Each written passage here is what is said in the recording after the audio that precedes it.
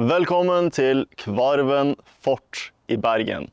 Så dette her jo da en kanon, et artilleri som ble brukt i Bergen under andre verdenskrig, også unionsoppløsningen mellom Norge og Sverige i 1895. Sorry. Ja, jeg vet ikke nøyaktig historie, men jeg har lest meg litt opp. Ja. I dag så skal vi da se litt på nyttige uttrykk på norsk. Så jeg kommer til å gå litt rundt her på fortet og bruke uttrykk som nyttige i hverdagen, og også se litt på interessante områder her. Igjen, jeg kan ganske lite om historie, så hvis du kan mye om dette, gjerne skriv i kommentarfeltet hva du kan. Jeg sikker på at mange interessert i å høre hva du kan om dette. Ja, så kan dere også lære litt om norsk, lære litt om historie og forskjellige ting. Så ja, jeg gleder meg til å fortsette. La oss ta en titt. Ja, her har vi da mer informasjon om Kvarven fort. Og som du ser har du mye mer informasjon. Du kan jo bare stoppe videoen og se nærmere på informasjon her. Ja, uansett så ser du da om unionsoppløsningen. Du ser også om andre verdenskrig som var en ganske stor hendelse. Og ja, det det hele om informasjon her. Det første uttrykket jo da å søke ly. Så jeg regner med at soldater søkte ly her når det kom bombeangrep, når det var angrep på fortet. Hva vet jeg? Jeg kan ingenting om historie, men sånn, jeg regner med at dette en plass for å søke ly. Det kan jo også være det at man faktisk hadde plasser for å skyte mot fienden i området her, men ja, som sagt, gjerne skriv i kommentarfeltet hva du vet, men jeg regner med å søke ly at du beskytter deg, du i en bunker, og du prøver å beskytte deg fra angrep fra himmelen. Så sånn fungerer det. Neste uttrykk da å tenke seg om. Jeg må tenke meg om. Grunnen jo det at vi har da en hule her. Jeg vet ikke helt funksjonen til denne hulen, men fra det jeg ser så jo det da paller der inne, som selv ganske så våte. Det en liten dam med vann der. Det ser litt sånn småskummelt ut å gå inn dit, så jeg må tenke meg om. Skal jeg gå inn, eller skal jeg ikke gå inn? Jeg tror jeg ikke går inn. Jeg ønsker ikke å gå inn, så det veldig mørkt. Det ikke så mye å se der inne, tror jeg. Så jeg tror det mer trygt å stå her. Så du bør tenke deg om før du gjør et valg. Det kan være smart iblant, særlig når du har krigsminner. Fordi dette området jo nå et friluftsområde som åpnet opp nylig, de siste mange år siden. Så det lov til å gå rundt her fritt, men hvem vet hvem som kanskje noen har bodd her, kanskje noen har vært festet her, kanskje noe sprøyter, jeg vet ikke. Så gjerne bare se litt rundt og være litt forsiktig og tenke seg om. Og utforske. Så nå jeg å utforske litt. Ja, å utforske jo da egentlig et verb, men ja. Jeg utforsker, jeg ser litt rundt. Hva dette for noe? Jeg vet ikke nøyaktig. Her ser jeg da et hull som åpenbart Jeg har jo da spilt skytespill, Call of Duty og Bad Company 2, og jeg skjønner jo at det der jo et skytehull du bruker for å faktisk skyte mot fienden, regner jeg med. Jeg vet ikke helt hva annet det skulle være, så ja, det veldig interessant fort, så langt. Interessant, så det gøy å utforske. Så når du ute på tur, så det gøy å se litt rundt, se hva her, hva finner vi her. Og ja, kanskje man lærer noe nytt. Yes, sånn det. Å se seg rundt. Så dette betyr at jeg ser meg litt rundt. Utforsker, jeg ser meg litt rundt. Og ja, som du kan se, så det da enda en hule. Jeg ser for meg at dette en slags bunker, hvis jeg ikke tar feil. At du skal være trygg ved å gå inn dit. Hvis kanskje du skadet, kanskje du har fått et skuddsår, så må du gå inn dit, beskytte deg fra bombeangrep og få hjelp. Hva vet jeg? Kanskje det også et lagringsrom for mat, eller for medisin, hva enn det må være. Så kan det være mye forskjellig. Så jeg ser meg litt rundt. Se meg omkring.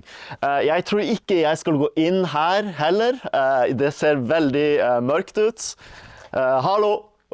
Det også ekko, så det jo Litt stort. Hvem vet hva som er der nede igjen? Så gjerne bare se deg rundt, utforske litt. Vi går videre og ser hva annet som er her. Ja, og nå går vi til neste uttrykk, som da er å banke på. Jeg banker på. Ingen respons, ingen svarer, men det er fordi denne døren åpenbart er dekket med sement, eller den er dekket til, du kan ikke gå inn. Det er jo, ja, så klart ingen bor jo her. Jeg ville bare gi deg et nytt uttrykk, og jeg vet heller ikke hva som er her inne. Det er jo da også et hull her. Veldig interessant. Så ja, det er jo da mange forskjellige lagringsrom, bunkere, hva enn det måtte være, så har du jo veldig mye forskjellig du kan finne her på Kvarven fort. Ja, så har vi da neste uttrykk, eller verb, å nyte. Når du utforsker litt, så må du også nyte naturen. I dag er det egentlig en fantastisk dag å være ute på, for helt ærlig. Dette er da en torsdag formiddag. Jeg er så heldig at jeg kan ta meg fri til å ta video med deg i dag. Fordi, ja, hvorfor ikke? Du må nyte dagen. I Bergen så er det da meldt regn de neste par ukene, så ja, jeg er heldig. Hva skal jeg si? Jeg må nyte dette. Det er fantastisk. Av og til må du bare gjøre det. Så klart, når du jobber så er du veldig sjalu på meg. Ja, det skjønner jeg veldig godt. Så ja. Men noe jeg kom på da jeg kom hit var det at jeg glemte solkrem. Så jeg blir solbrent sannsynligvis, på panna særlig. Jeg har en tendens til å bli veldig solbrent, så jeg blir veldig rød. Det er litt, ja, ikke så smart. Jeg vil ikke anbefale deg å glemme solkrem. Det er noe du bør huske.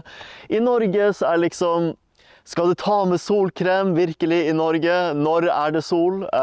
Så det er litt vanskelig å huske det, så jeg glemmer det hele tiden, og ja, det er ikke så smart. Heldigvis har jeg med en caps som jeg kan ta på for å unngå direkte sollys. Så ja, men det er jo veldig bra. Også det som jeg har gjort nå frem til jeg kom hit var å lade batteriene. Å lade batteriene, dette er da en metafor.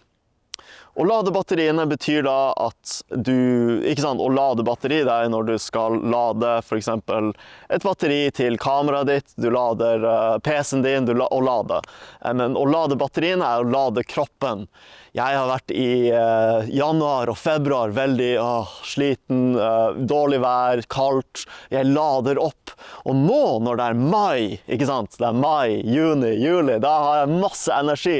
Så jeg har ladet batteriene, og nå har jeg masse energi til å nyte naturen og være glad. Det er så typisk norsk som du får det. Vi nyter så mye vi kan når det er bra vær. Og det vil du merke når du kommer til Norge, at vi elsker sommeren. Det er liksom, Norge er ikke et kristent land, men jeg tror vi kunne gjerne hatt en solgud for å bare, når kommer sola? Så sånn er det. Men husk solkrem, det glemte jeg angrer på det veldig mye. Jeg blir vel solbrent også, men sånn er livet.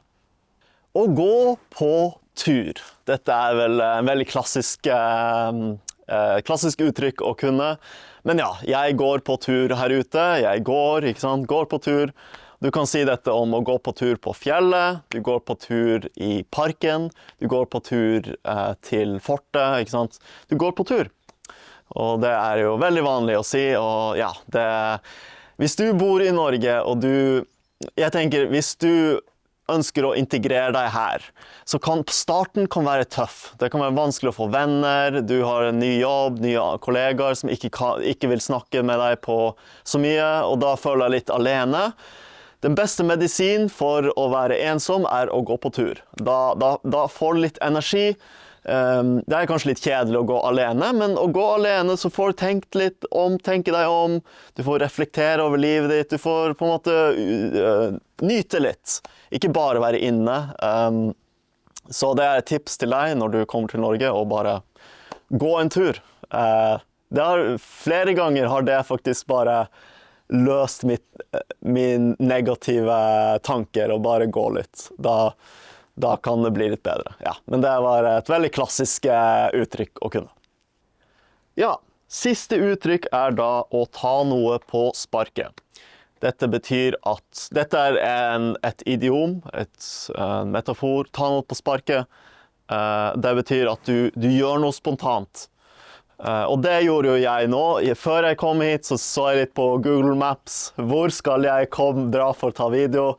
Så fant jeg ut at Kvarven fort kjempefint.